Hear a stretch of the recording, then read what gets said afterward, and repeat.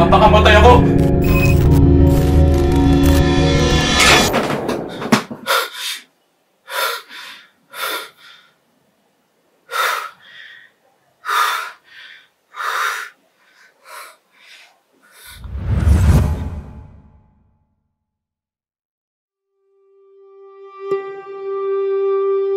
Minsan, sa buhay natin darating tayo sa punto na mapapagod na lang tayo. Malulumbay, manghihina at mawawala na pag-asa sa buhay. Hindi ko alam kung okay pa ba ako. Hindi ko maipaliwanag ang mga pinagdadaanan ko. Ang hirap. Hindi ko alam kung kakayanin ko pa ba ito mag-isa.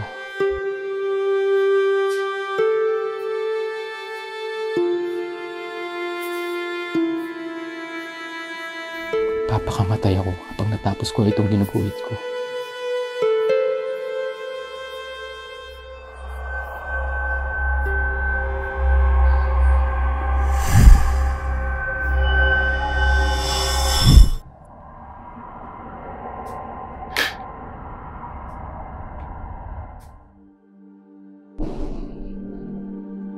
Panibagong umaga na naman.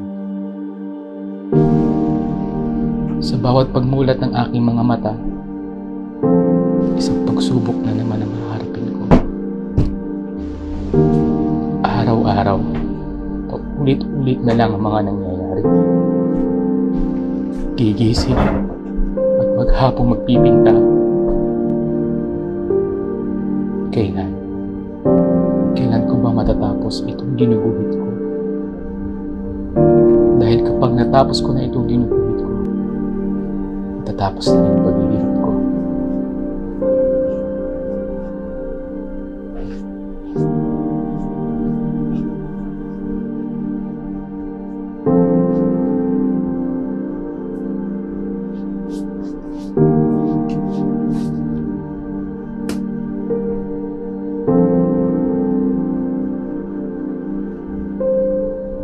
Papakamatay ako kapag natapos ko itong ginuguhit ko.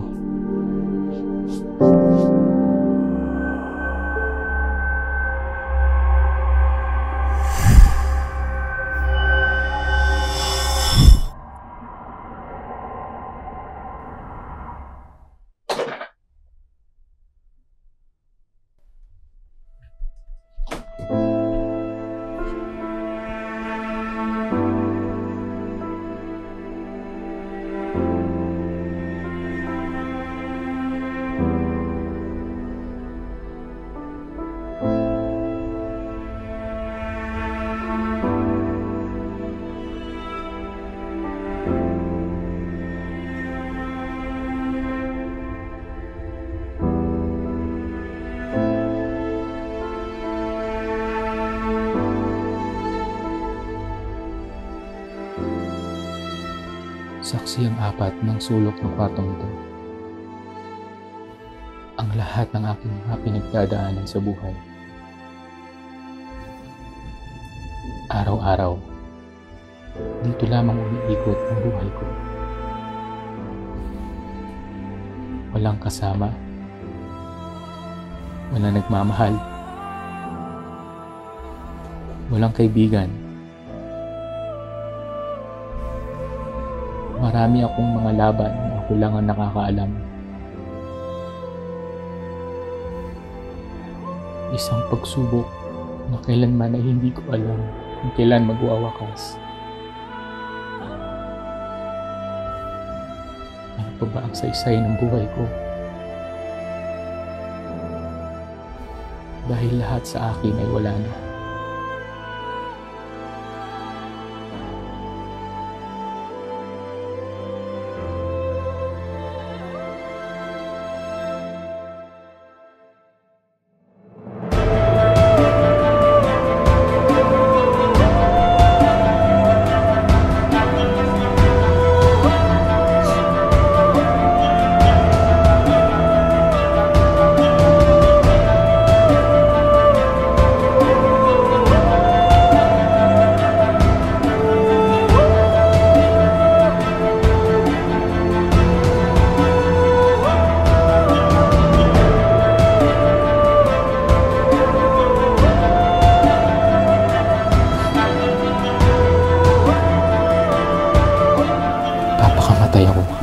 Natapos ko itong ginuguhit ko.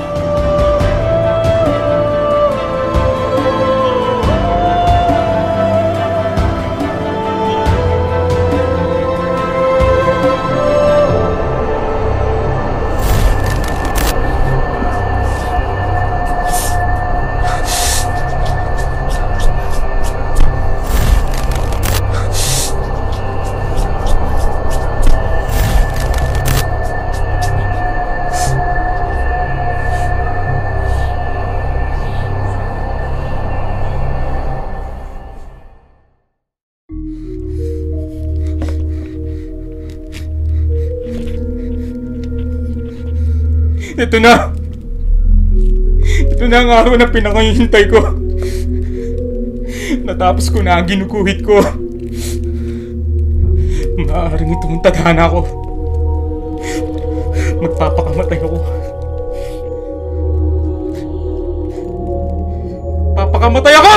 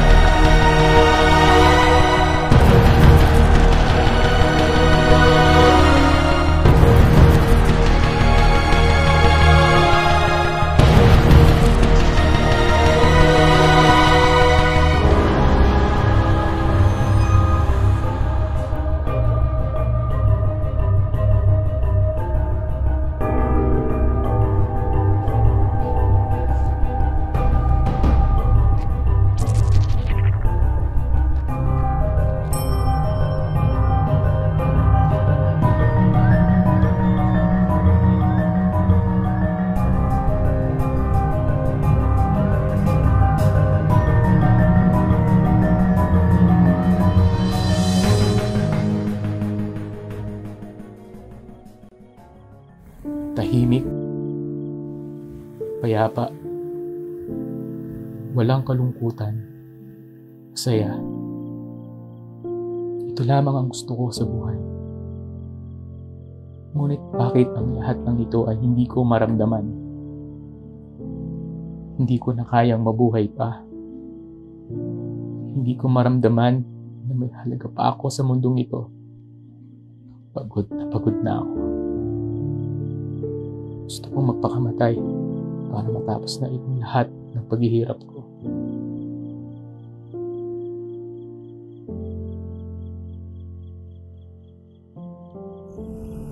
Magandang tanawin, maliwalas at walang gulo. Madalas, itong lugar na to ang pinupuntahan ko kapag nalulungkot ako. Kanina pa kita pinagmamasdan at pansin ko malaki ang problema na pinagdadaanan mo ngayon. Siguro tama ka nga. Anong pinaka-kinatatakutan mo?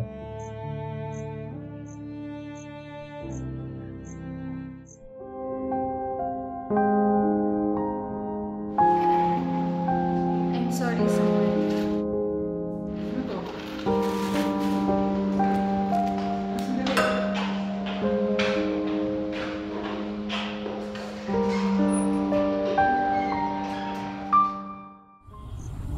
Alam mo, sa buhay, mawala man ang lahat sa atin, hindi ibig sabihin nun ay natapusan na ng mundo.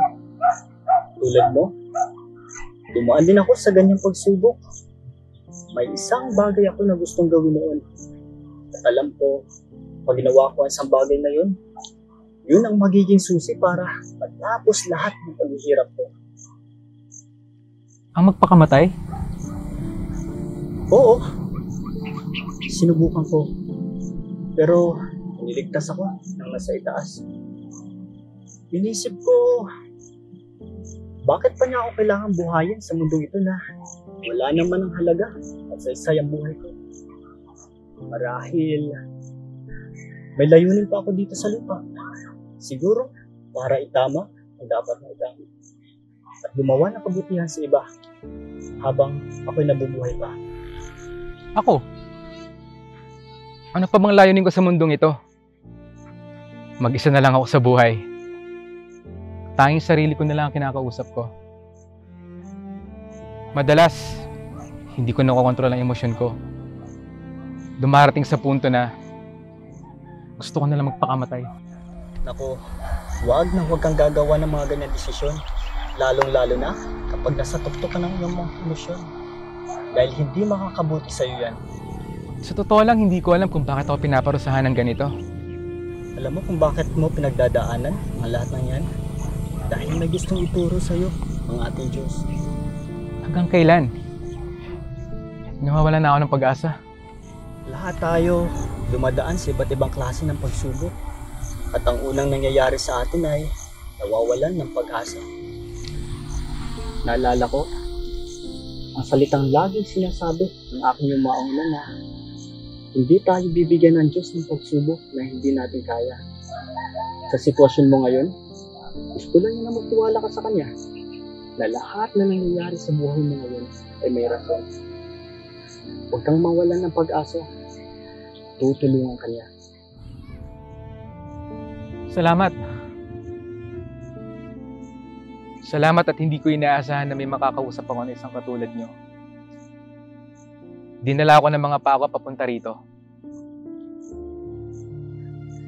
Hindi ko inakala na gagaan ang loob ko.